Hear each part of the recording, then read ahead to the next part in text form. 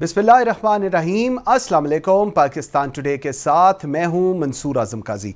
नाज़रीन, Lahore high court ने 2 मरतबा डायरेक्शन दी गवर्नर पंजाब को कि हमज़ा शहबाज शरीफ से ओथ ले, क्योंकि वो नौ मुंतखब वज़ीर आला हैं और उनको डायरेक्शन दी गई कि अगर आप नहीं ले सकते तो आपकी जगह आप किसी को नॉमिनेट कर दें ताकि वो ओथ ले सके। लेकिन ऐसा कुछ भी नहीं हुआ। उन्होंने इसकी कॉपी, जो डायरेक्शन दी गई थी, इसकी कॉपी ये तक कहा गया कि सदर को भेजी जाए ताकि वहाँ से भी इस चीज़ का प्रेशर महसूस किया जाए।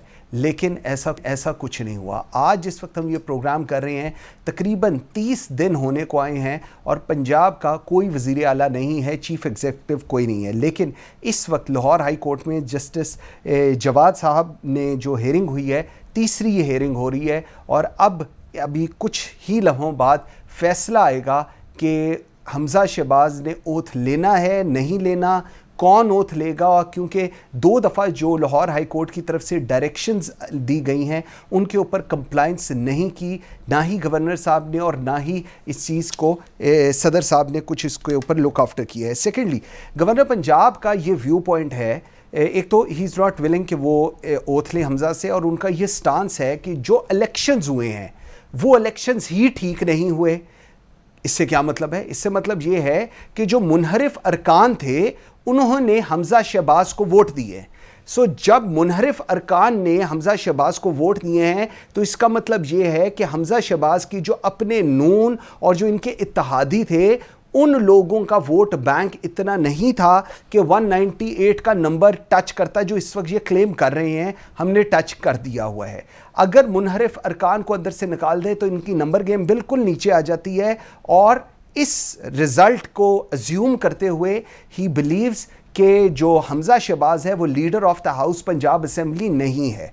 लेकिन इसके ऊपर इसका फैसला अनफॉर्चुनेटली गवर्नर पंजाब ने नहीं करना, इस चीज़ का फैसला कोर्ट्स ने करना है, इस चीज़ का फैसला इलेक्शन कमीशन ने करना है। अब जब इलेक्शन कमीशन की बात आती है तो ये कहा जाता है कि इलेक्शन कमीशन ऑफ पाकिस्तान दानिस्तन इस चीज़ का फैसला नहीं दे रहा। क्यों नहीं दे रहा? क्योंकि वो नवाज शरीफ के मातहत हैं। जो चीफ इलेक्शन कमिश्नर है उनके बारे में सबको पता है कि वो फॉर्मर प्रिंसिपल सेक्रेटरी जो नवाज शरीफ साहब के थे उनका दामाद है। सो ये एक सिचुएशन है जो पंजाब में बनी हुई है और पंजाब पिछले 28-30 दिनों से विदाउट ए चीफ एग्जीक्यूटिव चल रहा है। प्रोग्राम के फर्स्ट सेगमेंट में इस पर बात करेंगे। आई एम वेरी ग्रेटफुल, मुझे इस वक्त जो है सैयद यावर बुखारी ने, साबिक सूबाई वज़ीर हैं, पाकिस्तान तहरीक इंसाफ के बड़े वाइब्रेंट मिनिस्टर रहे हैं। थैंक यू वेरी मच जी यावर भाई, आपने हमें ज्वाइन किया। मुझे ताहिर खलील सिंधु भी ज्वाइन करेंगे जो रुकन सूबाई असम्बली हैं। इस वक्त वो लाहौर हाई कोर्ट में हेयरिंग में है और इन द मीन टाइम हम कोशिश करेंगे कि पाकिस्तान मुस्लिम लीग नून का भी मौक़िफ़ लेते रहें। यावर भाई, क्यों नहीं आप लोगों को लाहौर हाई कोर्ट ने डायरेक्शन दी, गवर्नर साहब को दी। Umar Cheema one of the stalwart, अगर पाकिस्तान तहरीक इंसाफ का मैं कहूँ तो ये गलत नहीं होगा, लेकिन बहुत स्ट्रॉन्ग रिजेंटमेंट है कि जी हम इसको मान ही नहीं रहे इन इलेक्शंस को, इसलिए हमने हमजा से ओथ भी नहीं लेना। बिस्मिल्लाहिर्रहमानिर्रहीम, अल्लाहुम्मा सल्ली अला मुहम्मद व आले मुहम्मद वाजिल फरजहुम। मंसूर, देख सबसे बड़ी बात तो ये है कि मैं वहाँ पे क्योंकि बिल्कुल राइट थ्रू द प्रोसेस मैं बैठा हुआ था पूरा दिन, और आखिर में जब वो रिजल्ट अनाउंस किया डिप्टी स्पीकर साहब ने, तो मैं उस वक्त भी वहाँ पे बैठा था। हमजा ने तकरीर की, मैंने सुनी। हसन मुर्तज़ा ने तकरीर की, मैंने सुनी। माविया ने तकरीर की, मैंने सुनी, और मैं वहाँ पे मौजूद था। देखिए, मैं कम अज़ कम मैं खुद ये कहता हूँ, जो हम लोगों ने भी हिसाब लगाया है कि जो वोट काउंट इन लोगों ने बताया है, पहले तो हम उससे एग्री नहीं करते। हम कहते हैं वो गलत है, वो झूठा है। ये 25 मुनहरिफ अरकान को हटा दे, उसके बावजूद हम कह रहे हैं कि ये गलत है, ये फिगर गलत है। दूसरा ये है कि इन लोगों ने हमें, जो मैं अभी आईनी शाहिद हूँ, हमारे जब कैंडिडेट जख्मी हुए चौधरी परवेज इलाही, तो हमारे 30-40 MPs उनके साथ बाहर गए और इन लोगों ने दरवाजे बंद कर दिए और मतलब वापस भी किसी को नहीं आने दिया। स्पीकर साहब ने बैठ के गैलरी में पूरा ये प्रोसेस कंडक्ट किया। हम ये कहते हैं कि जिस तरीके से मंडी लगाई गई, जिस तरीके से जो कुछ किया गया, उसको कम से कम कोर्ट्स उसको तो फौरन टेकअप करे ना। सियासतदान जो सही सियासतदान है, जो बिकते नहीं हैं, कम से कम उनका तो रोल क्लियर हो, उनको तो पता लगे कि हम भी बिकाऊ माल नहीं है। जैसे आम आवाम समझती है कि ये असेंबली में एक मछली मंडी लगी हुई थी और जो नून का एक तरीकाकार है और ये 1984-85 से आ रहा है इनका, ये लोग कभी छांगा मांगा ले जाते हैं, कभी मरी ले जाते हैं, कभी कहाँ पे ले जाते हैं। तो ये एक तरीकाकार है कि पैसे के एवज ये वोट की बेइज्जती करते हैं, यावर भाई जलील करते हैं ठीक है, यावर भाई पार्लियामेंटेरियंस मेरी को। बात सुने, आपकी बात ठीक है, लेट मी टेक इट, मैं let me be the devil's advocate. आप जो बात इस वक्त कह रही हैं बिल्कुल ठीक होगी, मैं नहीं कह रहा कि वो गलत होगी, लेकिन हाई कोर्ट की तरफ से एक डायरेक्शन आई, उसके ऊपर कंप्लाइंस नहीं हुई, फिर हाई कोर्ट की तरफ से दूसरी दफा कंप्लाइंस डायरेक्शन आई, 48 आवर्स का टाइम दिया वो गया, उसके ऊपर फिर कंप्लाइंस नहीं आई। एक आम आदमी जो आपको और मुझे इस वक्त सुन रहा है, देख रहा है, वो ये समझ रहा है कि अगर मेरी मर्जी का फैसला नहीं आएगा, वो गलत हो या दुरुस्त हो, उसको आप कॉन्टेस्ट कर सकते हैं। अगर मेरी मर्जी का फैसला नहीं आएगा तो मैं कुछ भी कर सकता हूं और मुझे पूछने वाला कोई भी नहीं होगा। Is that so? नहीं, हम लोग उनके जो भी फैसला आ रहे हैं हम उसको कंटेस्ट कर रहे हैं बार बार, इसलिए तो डिले आ रहे हैं, एक बात। और जहां तक गवर्नर साहब की बात है, लॉज के मामले में बड़े इनएप्ट है, उनको हर चीज का पता है, वो फिर अपनी लीगल काउंसिल के साथ बैठे हुए कर रहे हैं। ऐसी तो कोई इस किस्म की हरकत नहीं करता कि इतना डिले आए। देखिए, दूसरी जो बात है, जो आपने बात की, मैं थोड़ा आपको करेक्ट कर दूं।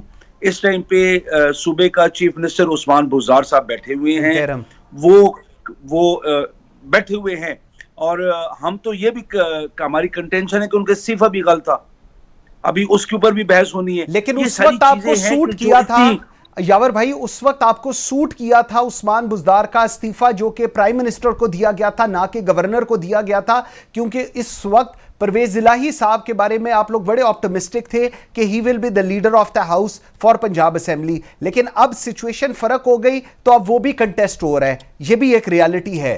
देखिए, हम लोग इनका रस्सा हर तरीके से रोकने की कोशिश करेंगे, आईनी तरीके से हम रोकने की कोशिश करेंगे, क्योंकि इन लोगों ने वोट छीने हैं, खरीदे हैं इन लोगों ने। हमारा देखिए मौकफ बहुत क्लियर है, अगर इनके पास एक मेजॉरिटी आती है, 186 की फिगर को ये हिट करते हैं, बिस्मिल्लाह, आके हल्फ ले ले। लेकिन हम यही तो कंटेस्ट कर रहे हैं कि इनके पास ना 186 का फिगर है और ना इनके पास मेजॉरिटी है। पॉइंट आ गया आपका, ठीक हो गया नाज़ीर, मुझे ठीक हो गया। और हम इस चीज को जब ये इलेक्शन होगा हम वाजे करेंगे, बिल्कुल। लेकिन हमें कोर्ट के साथ भी हम गिला भी नहीं कर सकते कि कंटेम्प्ट में आपको नहीं, गिला क्या करने की जरूरत है। सदीकुल फारूक साहब ने जी मुझे ज्वाइन किया, सीनियर रहनुमाए पाकिस्तान मुस्लिम के। सदीकुल फारूक साहब, बहुत शुक्रिया आपके टाइम देने का। यावर बुखारी साहब से अभी बात हो रही है और मैं यही डिस्कस कर रहा हूं कि पिछले 28-30 दिनों से पंजाब का चीफ एग्जीक्यूटिव नहीं है, और आज जस्टिस जवाद साहब की इस वक्त जो अदालत लगी हुई है, जिस पे फैसला भी कुछ ही लम्हों में आ जाएगा हमजा को लेकर। तीसरी दफा आप लोग लाहौर हाई कोर्ट में गए हैं, तीसरी दफा आज डायरेक्शन आएगी, लेकिन we like it, we don't like it. जो गवर्नर साहब हैं वो भी मानने को तैयार नहीं। और अभी कुछ लम्हे पहले अफ्तारी से उमर चीमा साहब ने ट्वीट किया है, अगर इलेक्शन होता तो हल्फ भी होता। मैं किसी नौटंकी लीग के दरबारी नहीं कि गवर्नर हाउस में बैठकर हर गैर आईनी और गैर कानूनी काम पर बस ठप्पे लगाता रहूं। इस 64 साल में वज़ादारी और असूलों पर सियासत की है। जी सदीकुल फारूक साहब। बिस्मिल्लाह रहमान रहीम, बहुत शुक्रिया। पहली बात तो ये है कि पाकिस्तान में बनी नो इंसान में से कोई आदमी आसमान से नहीं उतरा हुआ, इमरान खान समेत, और आइन की तशरीह करना और उस पर फैसला देना ये अदालतों का काम है, गवर्नर और सदर मुमलिकत का हरगिज काम नहीं है, ना स्पीकर और डिप्टी स्पीकर का काम है। जो आइन है उसमें बताया हुआ है कि आइन की तशरीह करने के लिए अदलिया मौजूद है। यहाँ चूंकि इन लोगों के सोच ही अलग है, ये बड़ी मुअज़्ज़ज़ फैमिली है अटक की, जी, लेकिन जब से ये फैमिली पीटीआई में गई है, ये कान नमक में गए हैं, ये नमक हो गए हैं अब। अगरचे अपने जो वैसे ताल्लुकात होते हैं माशरती, उनमें तो ये अब भी रख रखाव के कायल हैं, हम भी कायल हैं, लेकिन सियासी तौर पर कहते हैं इनका रास्ता रोकना है। पहले तो आप आइन पर अमल करें ऊपर से लेकर नीचे तक, और ये तो बात क्या है, इसमें से मैं एक लम्हे के लिए यावर बुखारी साहब को निकाल देता हूँ। ये तो वो लोग हैं जिन्होंने रोजा रसूल को और मस्जिद नबवी को नहीं बख्शा, जहाँ सारे अमाल ही जो है वो अकारत चले जाते हैं इस तरह की हरकत करने से, इन्होंने तो उसको भी नहीं बख्शा। ये पता नहीं अपने आप को क्या समझ रहे हैं। सिद्दीक ठीक, अच्छा सिद्दीक भाई मुझे एक चीज समझाइएगा जरा, जो इस वक्त यावर बुखारी साहब, जो पाकिस्तान तहरीक इंसाफ का, जो गवर्नर साहब का, जो प्रेसिडेंट साहब, तमाम का जो स्टांस है वो ये है कि जी हम इसको इलेक्शन मान ही नहीं रहे। क्यों? क्योंकि आप लोगों ने जो मुनहरिफ अरकान थे उनको मिलाकर 198 का नंबर आप लोगों ने अचीव किया है। अगर मुनहरिफ अरकान आपके साथ ना हो तो आप लोग ये इलेक्शन पंजाब का जीत ही नहीं सकते। इलेक्शन कमीशन आपके मातहत है, ताबे है, और वो इस पे कोई नोटिस नहीं ले रहा। ये है स्टांस जो इस वक्त यावर बुखारी साहब, उमर चीमा और पाकिस्तान तहरीक इंसाफ लेकर बैठी हुई है। जी कमीशन हमारे मातहत नहीं था जब इन्होंने इस्तीफा लिया। परवेज इलाही ने तो इमरान खान के बारे में कहा था कि उसकी हैसियत सियासत में ऐसे है जैसे वो बच्चा जिसकी नैपियां चेंज होती हैं, उसके माँ बाप चेंज करते हैं, और उन्होंने बताया था कि एस्टेब्लिशमेंट इनकी नैपियां चेंज करती है। वो जो इंटरव्यू है ना हम टीवी पे, वो जरा सामने इनको एक मरतबा फिर सुनाएं। और वो हमारी तरफ आके घंटे के बाद वो बंदा मुड़ा और इन्होंने उनकी खातिर इस्तीफा लिया बुजदार से। अब ये तो सैयद है ना, ये अपने नाना रसूलुल्लाह सल्लल्लाहु अलैहि वसल्लम की कसम खाकर कहें कि इन्होंने इस्तीफा नहीं लिया, ऐलान नहीं किया, क्या उसको नहीं भेजा अपने उस गवर्नर को, क्या उन्होंने वो इस्तीफा कबूल नहीं किया, और क्या फिर जब उन्होंने असम्बली का इजलास बुला लिया उनकी मर्जी के खिलाफ परवेज इलाही की, तो फिर इन्होंने उसको भी डिसमिस किया। क्या ये बातें नहीं है दुरुस्त? तो आप जो खाओ वो हप, यानी मीठा मीठा हप है और कड़वा थू है। तो भाई आइन की बात करते हो, ज्यादा से ज्यादा आपने जो ये जिद है या सेल्फ स्टाइल्ड आप जनाब बन गए हो सुप्रीम कोर्ट, तो उसका अंजाम आ जाएगा। आपने ज्यादा से ज्यादा सूबा पंजाब के जहां आपने बेड़ा गर्क किया है आवाम की जिंदगी का, वहां 20 दिन आपने 22 दिन और जाया कर दिए। ठीक हो गया, कोई नहीं, इंशाल्लाह ठीक हो जाएगा। यावर भाई ठीक हो गया। यावर भाई मुझे जरा ये बताएं, अब इस वक्त जो डायरेक्शन आएगी लाहौर हाई कोर्ट से, क्या आप लोग उसको एक्सेप्ट करेंगे या दोबारा आप लोग कंटेस्ट करेंगे? क्योंकि 2 दफ़ा जो भी डायरेक्शन आई है उसके ऊपर कंप्लाइंस नहीं हुई। उमर चीमा का जो व्यू पॉइंट है वो आपको भी पता है, मुझे भी पता है, हम सबको सबसे ज़्यादा ही मेरे ख्याल में पता है। लेकिन अब जो डायरेक्शन आएगी जो कि ऑब्वियसली इतनी अच्छी नहीं होगी जिस तरह की पहली 2 दफ़ा तो कहा गया, अब शायद कोई टाइम लाइन डिफाइन की जाए और शायद कोई नॉमिनेट भी कर दिया जाए कि फलाना शख्स हल्फ ले ले अगर गवर्नर नहीं चाह रहे हल्फ लेना। देखिए, सबसे पहले तो हम लोग जो मैं सिद्दीक भाई को क्लियर करना चाहता हूँ, मैंने बड़ी क्लियर बात की थी कि हम रास्ता रोकेंगे और ये हमारा हक है रास्ता रोकना, और इलेक्शन में भी ऐसी होता है आइन के दायरे के अंदर रह के। उसके अलावा तो दूसरी बात हो ही नहीं सकती है क्योंकि आइन आपका सबसे मुकद्दस डॉक्यूमेंट है। दूसरी बात उन्होंने की कि रोज़ा रसूल के अंदर मैं बड़ी क्लियरली इस बात के ऊपर हूँ कि जो हुआ अफसोसनाक हुआ, बड़ा लेकिन रोज़ा रसूल के अंदर नहीं हुआ। ये गलत बात है। वो मार्केट प्लेस के अंदर हुआ जो कुछ हुआ, और ये चीज मरियम बीबी ने ट्वीट की थी। इमरान खान साहब जब प्राइम मिनिस्टर गए थे और वहां पे एक बंदे ने साथ साथ वो लगा हुआ था जो कुछ बोल रहा था, मरियम बीबी का ट्वीट मौजूद है बाकायदा। तो सिद्दीकुल फारूक साहब पहले जाके मरियम को समझा लें, उसको सिखा लें, बताएं कि कैसे उसने बेहुरमती करवाई। अगर ये इस चीज को बेहुरमती कहते हैं, रोज़ा रसूल का इससे कोई ताल्लुक नहीं था, उसकी 4 दीवारी से बाहर था। और इन लोगों को जो हमारे वहां पे लोग ओवरसीज पाकिस्तानीज बैठे हुए थे, उनके जज्बात थे, उनको किसी ने कहा नहीं, उनको किसी ने कुछ नहीं बोला कि कैसे करो, आनंद फानन एक काम हुआ है। और ये तो देखें जो मुझे कल के बाद नजर आ रहा है, ये इनके साथ हर जगह नजर आएगा। फिर इनकी डेस्परेशन ये है कि कोसार में कासिम सूरी बैठे हुए थे, उनके ऊपर जाके 10-15 बंदों ने हमला कर दिया। यावर भाई मुझे जरा एक चीज बताइएगा, इस वक्त जरा आप, मैं और सिद्दीकुल फारूक साहब जरा सियासत को थोड़ा छोड़ देते हैं। बहुत डिफरेंस ऑफ ओपिनियन होगा नून लीग का पीटीआई के साथ, पीटीआई का पीपल्स पार्टी के साथ, नून का पीपल्स पार्टी के साथ, लेकिन जो कुछ कल हुआ या जो पहले जब इमरान खान साहब वजीर आजम थे और आप जो कोट कर रहे हैं और उस वक्त जो कहा गया, आपको लगता है कि ये इस मुल्क के लिए जिसकी 65-70% अवाम जो है वो नौजवान नस्ल है, हम उनको एक बेहतरीन एपेटाइट दे रहे हैं कि ये करो और उस जगह पर करो जहां पर रोजे हशर पे हम लोग होंगे और जो हमारे लिए मतलब सर आंखें सजदे की जगह है, वहां पर ये सब कुछ आपको लगता है ठीक थी, ये चीजें ठीक रही हैं? देखिए मंसूर, मेरे तो नाने का घर है, मेरे तो नाना का घर है। मैं बड़े क्लियरली मैंने पहले कहा है कि ये चीजें नहीं होनी चाहिए किसी सूरत में।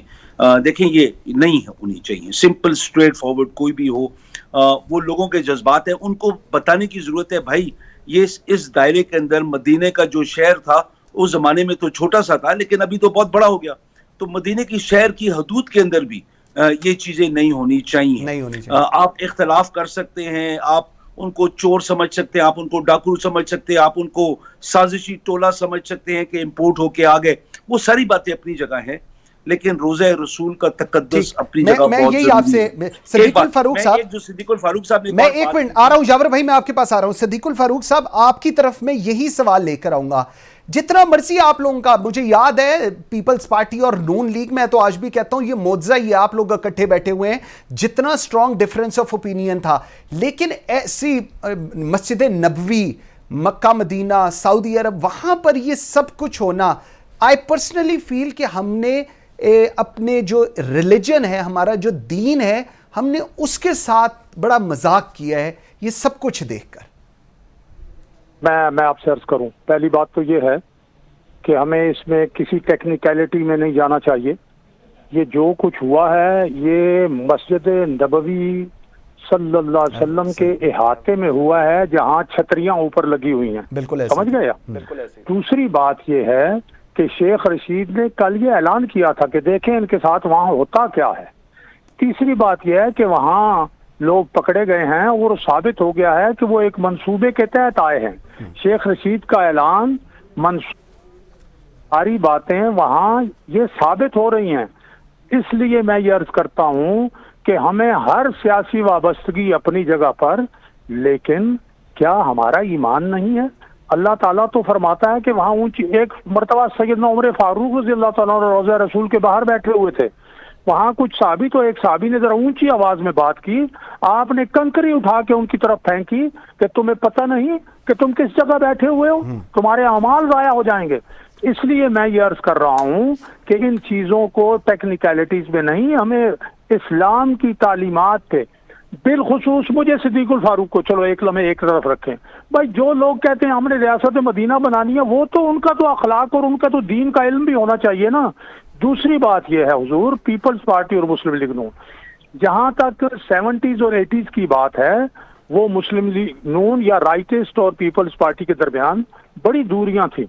मैं तो 76-77 में असगर माल कॉलेज है, गवर्नमेंट पोस्ट ग्रेजुएट कॉलेज, वहां स्टूडेंट्स यूनियन का प्रेसिडेंट था। मैंने पहला जुलूस पीपल्स पार्टी यानी अपना भुट्टो साहब के खिलाफ निकाला था, लेकिन फिर जब ARD बनी, MRD ARD बनी, तो ये सारी चीजें खत्म हो गई और एक दूसरे के लिए एहतराम आगे बढ़ा। पॉइंट आ गया जी, भी अगर सूरत हाल ये हो, हाँ जी, एहतराम होना चाहिए, शाइस्तगी होनी चाहिए, दीनदारी होनी चाहिए। बिल्कुल सही है। और बिल्कुल इस चीज को हम लोग यहाँ पर, मैं कैपिटल टीवी, हम लोग भी इसको बड़ा स्ट्रांगली कंडेम करते हैं, क्योंकि ऐसी चीज जहां पर सहाबा को नहीं कहा गया कि वो ऊंची आवाज में बोल सके, हमारी नस्लें कुर्बान उस जगह के ऊपर, और वहां पर ऐसा कुछ होना, चाहे वो जिस मर्जी साइड से हुआ हो, ये इसको बड़ा स्ट्रांगली कंडेम करते हैं। यार भाई आप कमेंट करना चाह रहे हैं जी, कीजिएगा। मंसूर, मैं आपको कह रहा हूं, पहले तो ये मस्जिद नबी के अंदर हुआ नहीं, ये झूठ है सारा, नहीं हुआ है, मस्जिद नबी के अंदर नहीं हुआ। बाहर वो बाकायदा वीडियोस दिखाई गई जिस इलाके में हुआ है,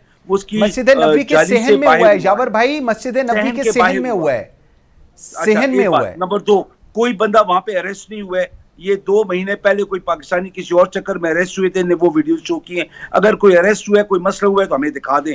ये कोई नहीं हुआ ऐसे। मैं कहता हूं कि बिल्कुल ऐसी चीज मदीना शहर में नहीं होनी चाहिए, क्योंकि वो पाक नबी का शहर है, वहां पे होनी नहीं चाहिए। लेकिन कई दफा कई बेवकूफ लोग बैठे होंगे, जो दूसरी बात सिद्दीकुल फारूक साहब ने कही कि यहाँ से लोग गए। शेख रशीद की आदत है बयान देना, और ये नहीं हुआ कि शेख रशीद ने बंदे भेजे, ये बिल्कुल कतन तोमत है, ये झूठ नहीं है, ये तोमत है। और ये सिर्फ और सिर्फ कौम के जज्बात से, मुसलमानों के जज्बात से ये लोग एक कार्ड खेलने की यावर कोशिश भाई कर रहे हैं। जरूरत लेकिन क्या है चीजों की? मेरा सवाल सिर्फ ये है अभी यावर मुझे भाई, बताएं, अगर मिसाल why के it's तौर पे required? शहबाज शरीफ आप यहाँ पे मस्जिद शहबाज शरीफ नबवी जॉर्ज की टाउन गए। हुर्मत को मंसूर, पामाल एक वहां सेकंड, पर हुआ किया मंसूर, गया है, मतलब मंसूर एक सेकंड, जॉर्ज टाउन शहबाज शरीफ गए, वहां पे लोगों ने चोर चोर नहीं कहा लाहौर के अंदर, तो लोग अभी वहां पे इमरान खान ने कहा कि तुम चोर यावर कहो। भाई जौहर टाउन जीत एक ने कहा और कि तुम चीज है, चोर कहो। मस्जिद नबवी एक दुनिया की मैं हमारे ठीक है, लिए मैं समझ रहा हूं वो बात। देखिए मैंने कहा है कि नहीं होना चाहिए, लेकिन कई बेवकूफ लोगों के, जज्बाती लोगों के कई दफा जज्बात होते ये हैं। चीज किसी ने बोल मैं आपसे दिया, सुनना हम चाह रहा कह हूं रहे कि हैं ये गलत नहीं हुआ। होना चाहिए, हम ये कह चीज रहे मैं हैं कि आपसे गलत हुआ। सुनना चाह रहा था। ठीक देखिए, है, मैं कह रहा हूं कि गलत हुआ, मैं बार बार कह रहा हूं, लेकिन मंसूर इंफरादी काजी साहब, इंसान मैं अगर आपसे बोले। भी और उनसे इजाजत लेके ठीक। ना यावर भाई अपना मैं लास्ट एक बात मुझे और बताइएगा, करता मैं हूं, जरा मैं सबसे हट के बात करता हूं। ठीक है सिद्दीकुल फारूक साहब, मैं लास्ट मुझे यावर जरा साहब से जी जी हाँ, यावर आखिरी आप जुमला करिए मैं अर्ज सिद्दीकुल करूं। फारूक मैं साहब जी। यावर साहब से भी अलग, मैं यावर साहब से भी अपना करके इजाजत लेके कि भाई हमारी एक प्राइवेट लाइफ है।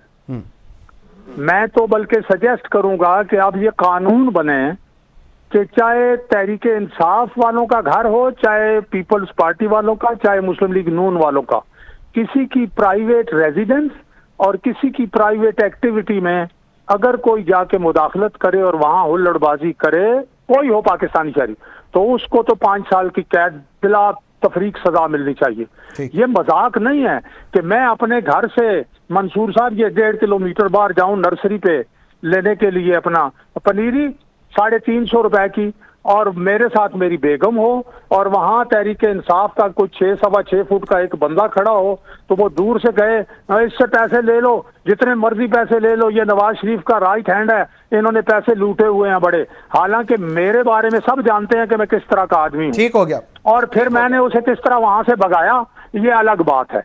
लेकिन अगर आप इस तरह से करना शुरू करोगे तो जवाब में फिर जवाब आएगा। तो क्या आप सिद्दीकुल फारूक साहब, बिल्कुल आपका पॉइंट आ गया, बिल्कुल ठीक है जी। यावर भाई क्लोजिंग कमेंट दे दें मुझे, क्या कह रहे हैं? ठीक है, नहीं मैं इत्तेफाक करता हूँ, पार्लियामेंटेरियंस की इज्जत होनी चाहिए, लेकिन जो पार्लियामेंटेरियन बेगैरत हो जाए और अपने आप को बेचे और अपनी आवाम के अपनी वोट को बेचे, तो उसका क्या हल होना चाहिए? लेकिन उसका हल यावर भाई, उसका हल अदालतों और इलेक्शन कमीशन को निकालना चाहिए ना, उसका हल मस्जिद नबवी के अंदर तो नहीं निकालेंगे। मुस्लिम लीग नून के इलेक्शन कमीशन 5 मुतनाज़े है, आप वो तोड़ इस लें टाइम तो पे नून ठीक है। की साइड यावर ले रहा भाई है। मेरे पास टाइम खत्म हो गया जी सैगमेंट का। सैयद यावर बुखारी साहब thank you very much, Siddiqul Farooq साहब थैंक यू वेरी मच जी, आपका बहुत शुक्रिया। ब्रेक लेते हैं और जिस वक्त ब्रेक से वापस आते हैं तो मेरे साथ होंगे लेफ्टिनेंट जनरल नईम खालिद लोधी साहब और एहसान गनी साहब, साबिक सरबराह नेक्टा। और ये जो एक बदकिस्मत वाकया हुआ है कराची यूनिवर्सिटी के अंदर, खुदकुश हमला, इस पर बात करेंगे, मेरे साथ रहिएगा।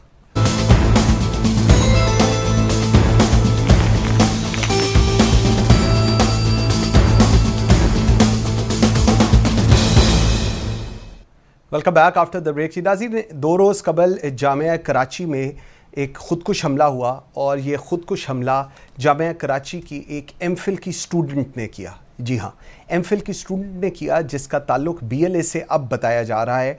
और इस साने के अंदर हमारे जो चीनी भाई थे, उनकी वैन जब वहाँ से गुजरी तो वहाँ पर उसी वक्त ब्लास्ट किया इन्होंने, और जिसके नतीजे में 3 चीनी हमारे वहाँ पर भाई जो थे वो मारे गए, 4 अफराद और शदीद ज़ख्मी हुए।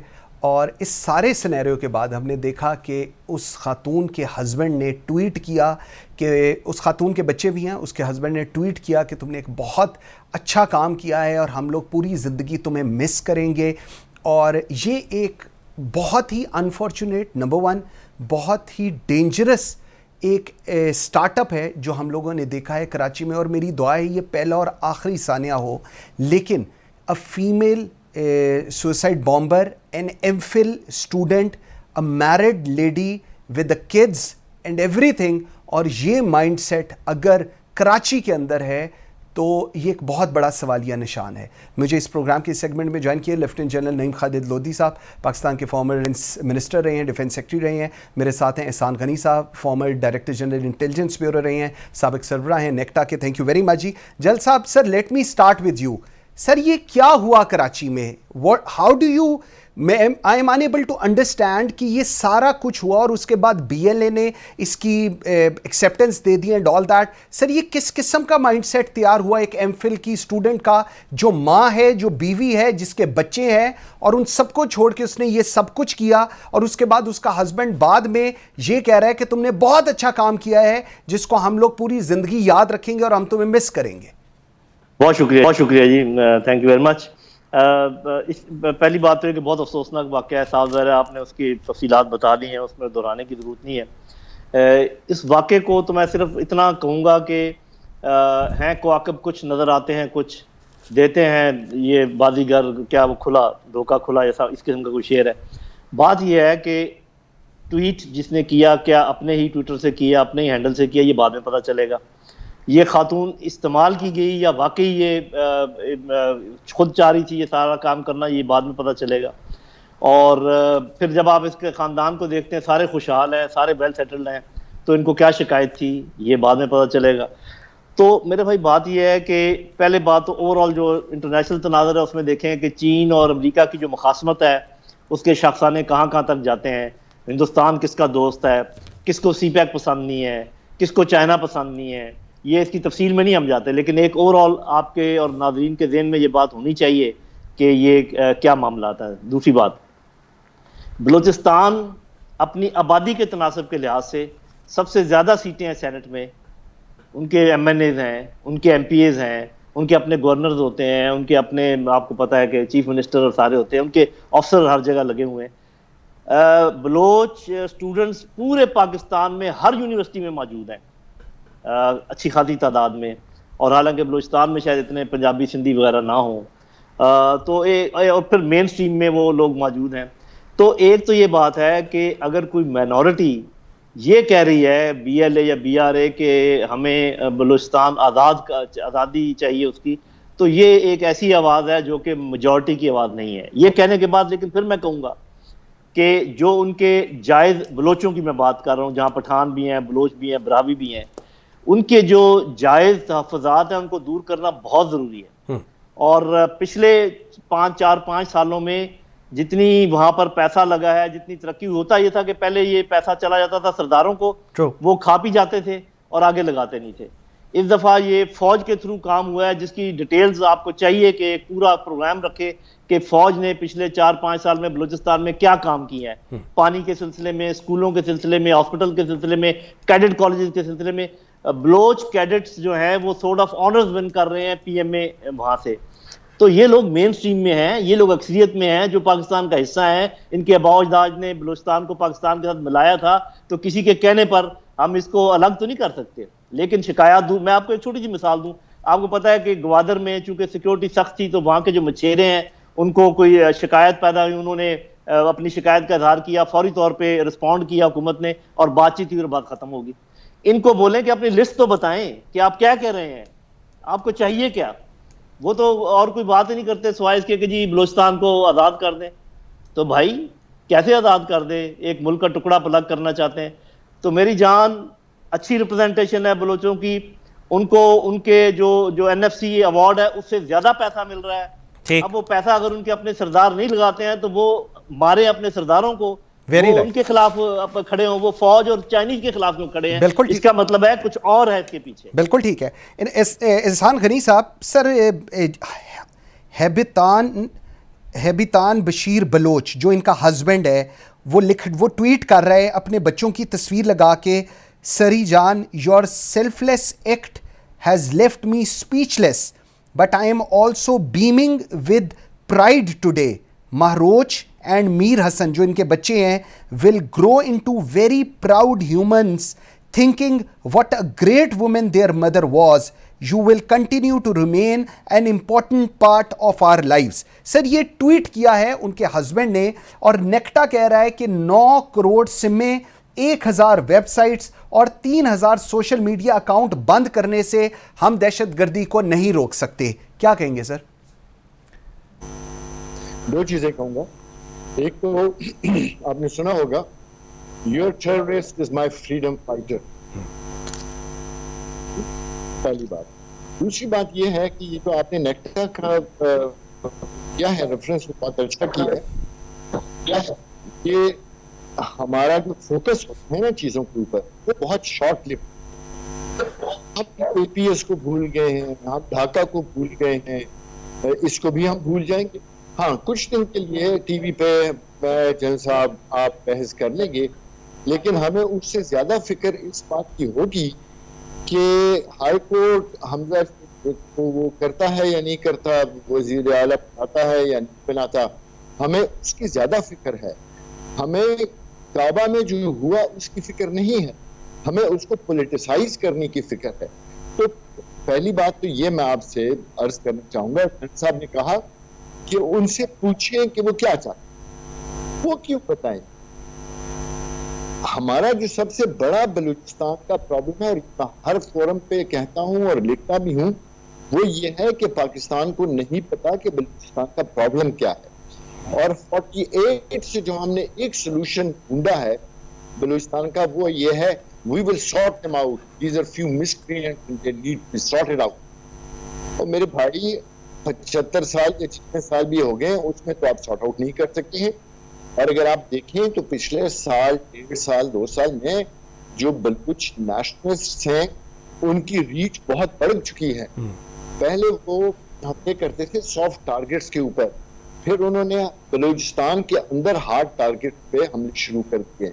और अगर अभी आप देखें तो उनकी रीच बढ़ गई है, वो कराची में हमले शुरू कर दिए हैं, और कराची में भी उन्होंने यानी हवा में नहीं कर रहे हैं, उनको पता है कि किस चीज को टारगेट करना है। वो चाइनीज कॉन्सुलेट को टारगेट करते हैं, अगर वो स्टॉक एक्सचेंज को टारगेट करते हैं, अगर वो चाइनीज को ये वैसे नहीं हो रहा। असल में स्टेट इज नॉट सीरियस। आपको मैं एक और बात बताऊं, नेशनल प्लान का जो था 20 पॉइंट्स, उसमें एक पॉइंट था बलूचिस्तान रिकॉन्सिलिएशन का, कुछ भी नहीं हुआ, जीरो। उसमें मेरे ख्याल में पत्नी कितने बिलियन रुपए वहां भेजे गए थे खर्च करने के लिए कि फरारियों को ये वापस ले आए। वो सिर्फ पैसे बांटे गए, और शायद उन्हीं लोगों को पैसे दिए गए जो इस स्टेट के खिलाफ लड़ रहे हैं। हम सीरियस ही नहीं है। वन अदर थिंग मैं आपको बताऊं, स्टेट की, हुकूमत की, इंटेलिजेंस एजेंसीज की और लॉ एनफोर्समेंट एजेंसीज की प्रायोरिटीज होती हैं, और वो प्रायोरिटीज रियासत या हुकूमत बनाती है कि आपकी क्या प्रायोरिटीज हैं। अगर आपकी प्रायोरिटीज ये हैं कि हुकूमतें बनाओ, हुकूमतें बिगाड़ो, तो फिर तो यही होगा आपके साथ। ठीक। आपने अब आप हम कहेंगे ना, अभी बड़ा आप सुनेंगे, आहनी हाथ से और they will not be allowed, और उनका कला कलमा करेंगे कि कला क्या होता है जी। और हमने उनकी कमर तोड़ दी। और चंद दिनों के लिए ये भी होगा, नैप को रिवाइव करो, NISP को रिवाइव करो। आपको पता है कि नैपटा का इस वक्त सरबराह नहीं, और एक इदारा जो बना था इस काम के लिए, उसको आप इतना लाइट लेते हैं। हमारे एक और पुलिस का, मैं थोड़ा सा, पुलिस का एक और इदारा है नेशनल पुलिस ब्यूरो, जी जी जी जी, वो अहम इदारा है, वो स्टैंडर्डाइजेशन का काम करता है, अम्ब्रेला ऑर्गेनाइजेशन है। उसके आपको पता है कि क्या नाम लोगों ने रखे हुए? उसके नाम रखे national parking bureau, national pensioners bureau, बिल्कुल ऐसे, नेशनल पशून ब्यूरो। I agree. तो जब आपका इदारे के ऊपर ये होगा और आप इस तरह से, तो ये तो आएंगे, ये तो पॉइंट आ गया सर, ठीक हो गया, बिल्कुल ठीक है। जल साहब, सर नेक्टा की अगर मैं बात कर रहा हूँ, बिल्कुल मुझे बड़ा, I am very close to police, लेकिन मुझे बड़ी तकलीफ होती है जब मैं ऐसी चीज़ें सुनता हूँ। ऐसी ऑर्गेनाइजेशंस को बनाने का मकसद क्या था, और उनका at the end of the day, जो किसी को कहीं पोस्टिंग्स ना मिल रही हो तो कहा जाता है कि जी अच्छा चलें इनको उधर लगा दें। ये दिस इज वन रियलिटी। लेकिन sir, coming back to the point, sir BLA जिसने इसको एक्सेप्ट किया है, सर मुझे ये माइंडसेट अभी तक नहीं समझ आया कि एक खातून जो माँ है, जिसके बच्चे हैं, जिसका हस्बैंड है, और वो इस टेंजेंट पर चली गई कि वहां पर जाके उसने सुसाइड अटैक किया, ब्लास्ट किया अपने आप को, और उसके बाद उस खातून का हस्बैंड ऐसी ट्वीट्स कर रहा है। सर कितना एग्रेशन है बलूचिस्तान में, जिसको हम आज की तारीख तक एड्रेस नहीं कर सक रहे हैं। जी बिल्कुल ठीक है। ये जो आप माइंडसेट की बात कर रहे हैं, यही तो पता लगाने की जरूरत है। और ये एहसान गनी साहब जिस चीज़ की तरफ इशारा कर रहे हैं कि देखिए, जिस किस्म का हमला होता है, जिस किस्म का थ्रेट होता है, आपको उसी इलाके में जवाब देना पड़ता है। ये जो कह रहे हैं ना, सही कह रहे हैं कि we will sort them out. अगर आप डंडे से काम लेंगे, जबकि यहाँ पर सोशल मीडिया पे चीज़ फैली हुई है और सोशल मीडिया पे बिल्कुल बेकार और कमज़ोर हैं, तो फिर तो ये काम ऐसे ही होगा। तो बात ये भाई कि political problems they require political acumen and not military acumen. तो अगर आप हैंड ओवर कर देंगे सुबह ये कह करके जी हमें तो बस हमें पैसे देते रहे, हम डेवलपमेंट कराएं या ना कराएं, बस आप इसको संभालें, और वो कभी कोई कहते हैं जी मिसिंग पर्सन है, ये अलग बात है कि जब कोई मुठभेड़ होती है तो मिसिंग पर्सन वहां पर पाए जाते हैं जहां पर के वो जब मारे जाते हैं पता चलता है कि मिसिंग पर्सन तो वो पड़ा हुआ है। तो एनीवे बात ये है कि एक तो आपके समझने की कायदा बात ये है कि ये जो एक बयानिया है ना कि सब कुछ हमारा किया धरा है, ये एक एक्सट्रीम है, और दूसरा ये कि ये सब कुछ दुश्मन ने किया हुआ है, ये दूसरी एक्सट्रीम है। असल चीज इसके बैन है। हमारे फिशर्स हैं, हमारी खराबियां हैं, हमारी कोताहियां हैं, जिनको दुश्मन खूब अच्छे तरीके से एक्सप्लॉइट करता है। हमारा प्रॉब्लम यह है कि या तो एक वो तबका होगा जो कहेगा जी ये पता लगाओ कि ये पढ़े लिखे लोग कैसे इसमें मुलव्वस हो गए हैं और ये क्या हो गया और वो क्या हो गया, ये नहीं कि जैसे सब कुछ हम कर रहे हैं। और दूसरा तबका वो होगा जैसे वो कह रहे थे कि we will sort them out और ये थोड़ी सी माइनॉरिटी है इनको सीधा कर देंगे, ये दूसरा माइंडसेट है। ये दोनों गलत हैं। आपको हर चीज, ये एक ऐसी चीज है इसको बहुत बारीकी से देखने की जरूरत है।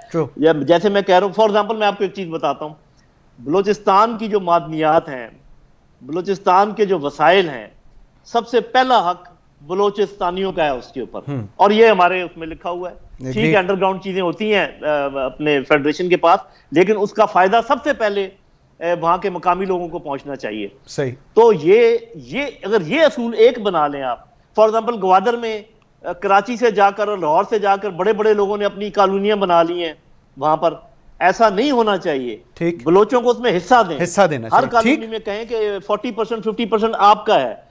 जैसे सऊदी अरब ने शुरू में किया था कि वहां पर कफील होते थे, ऐसा कोई बंदोबस्त करें, उनको मेन स्ट्रीम में लेकर आए, उनको मालिक बनाएं अपनी चीजों का, उनसे प्यार मोहब्बत से पेश आए, ये डंडा जोरी को खत्म करें, उनसे बात करें, उनसे पूछें आपको क्या चाहिए, जो मेन स्ट्रीम में उनकी इज्जत करें। Very important point. मैं आपको एक पॉइंट बताना चाहता हूँ, बड़ा जरूरी है कि डॉक्टर मालिक साहब के जमाने में बड़ी कोशिश हुई थी, ये तो कह रहे हैं ना एहसान गनी साहब कभी कोशिश ही नहीं की हमने रिकंसिलिएशन की, बहुत बड़ी कोशिश हुई थी रिकंसिलिएशन की और बातचीत हुई थी। प्रॉब्लम क्या हुआ था मैं आपको बता देता हूँ। प्रॉब्लम ये हुआ था कि यहां पर जो लोग थे जो कि कहते थे हम स्टेट के साथ हैं, उन्होंने ये एतराज किया कि जो बाहर से ला के आप हमारे सर पे बिठाएंगे, हमने 70 साल आपके साथ गुजारे हैं, आप उनको वो आपके मुखालफत करते हैं, उनको आप अपीज कर रहे हैं, उनको हमारे सर पे बिठा रहे हैं और हमें आप नेग्लेक्ट कर रहे हैं। ये भी तो गलत था ना। बिल्कुल ठीक है। एहसान गनी साहब, सर जरा मुझे अब वे फॉरवर्ड पे चलना है।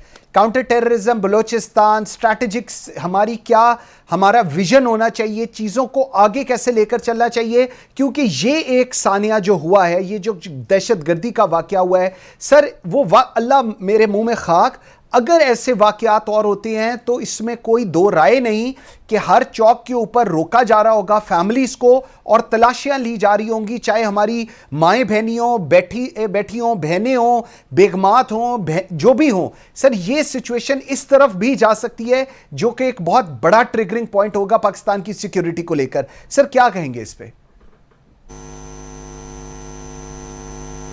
अच्छा, ये जो आपने बात की है ना, ये बहुत ही अहम बात है। वो इसलिए है, मैं इसको कहता हूँ डबल जेओपार्डी। डबल जेओपार्डी क्यों कहता हूँ? एक तो वो लोग तकलीफ में होते हैं, लोकल पॉपुलेशन है, ऊपर से हम घर घर तलाशी लेना शुरू करते हैं, गाड़ियां रोकते हैं। तो अच्छा, आपने वे फॉरवर्ड की एक बात, वे फॉरवर्ड क्या है? ये वे फॉरवर्ड इसका एक नहीं 70 साल का है या 75 साल का रकम है, उसको तो पहला कार्य करना चाहिए। आप देखें कि क्या है प्रॉब्लम, क्या है। जब तक आपको प्रॉब्लम नहीं पता आपसे प्रॉब्लम है क्या, वो डिफरेंट डिस्पैरिटीज झगड़े कर रहे हैं क्या, तो आइडेंटिटी। तो पहली बात तो ये है कि हमें ये देखो, and once you know problem क्या है तो उसके बाद ही आप ये सोल्यूशन। और जो आपने बात की ना, ये जगह जगह नाके और ये हमेशा नहीं। एक तो हमारा जो टॉलरेंस लेवल है ना, वो खत्म हो चुका है, शिकत है।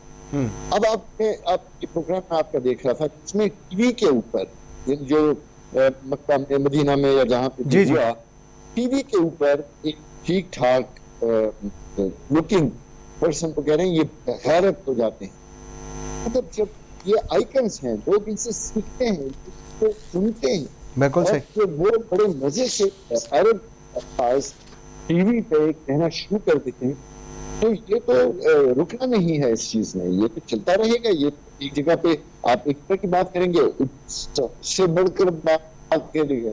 बिल्कुल ठीक है। बलूचिस्तान का सिर्फ और सिर्फ 5 प्रॉब्लम्स नहीं है जो मेरी नजर में, बहुत पैसा गया वो इधर उधर भी हो जाता है, लेकिन जब तक वहां पे हालात ठीक नहीं, डेवलपमेंट कैसे? बिल्कुल। अगेन मैं कहूँगा पहला ये होना चाहिए है क्या, के बाद आगे बढ़े। बिल्कुल ठीक।